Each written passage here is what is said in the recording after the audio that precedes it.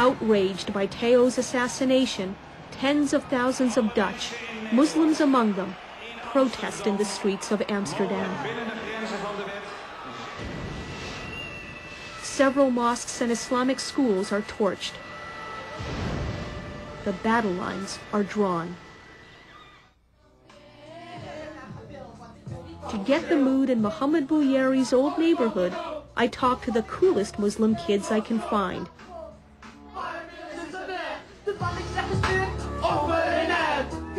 Tariq is a poster boy for the Reach Out and Reconcile crowd. He's starring in a video that'll be sent to schools in the Netherlands. He raps about all of us getting along.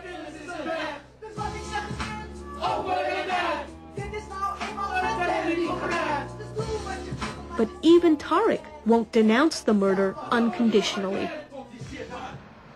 They were both, they were stupid guys, because Tevako makes a mistake, and Mohammed may too. But we live in a free society. Yeah, a free society, it doesn't mean you may say what you want.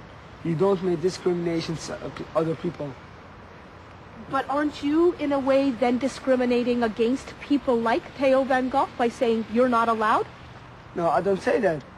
But it's his discrimination, the Muslims, and that may not happen. Mohammed did something wrong to kill someone, he must be punished. But someone whose discrimination must be punished too. Tariq is saying that feeling offended is the same as being discriminated against.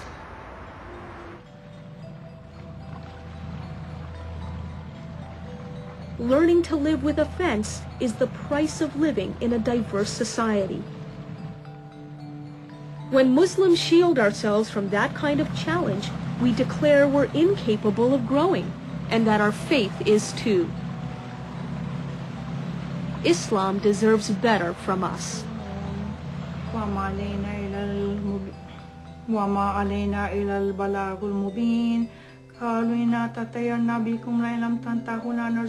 mom shows that even a 5 times a day on your rug to pray Muslim can be open to challenge, and can challenge right back.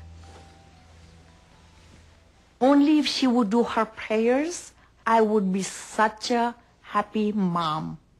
That's the only thing about her that makes me think like, okay, when she is in need of God and prayers, where is she going to go? Of course she can ask God, but not the way you should be as a Muslim woman to ask God. I gave up a lot to wake up every morning to pray. Were you proud of me? Very much so. Look at you now. Don't pray at all. No, you pray on your own way. I pray in my own way. Yeah, exactly. well, you know what? Look at these traffic lights. We can say, oh, well, I drive my own way. But there are rules in life. There is a stop sign. If you don't stop, the police catches you. Okay, Just a minute, second. Let me talk, okay?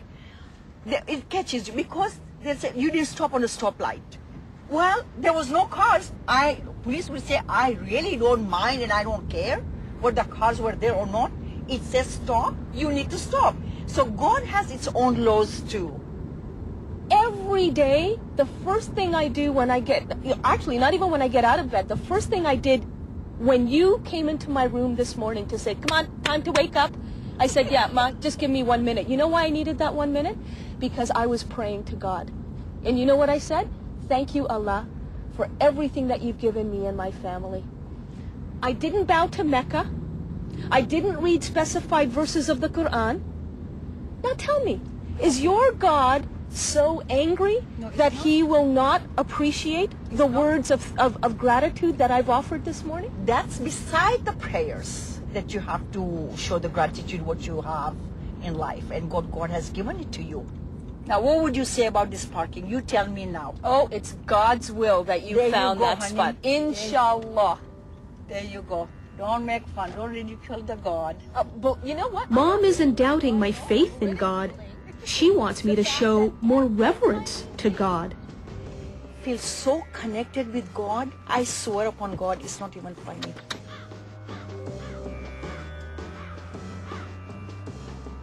Good thing she doesn't follow me to Yale University, where I'm giving a lecture.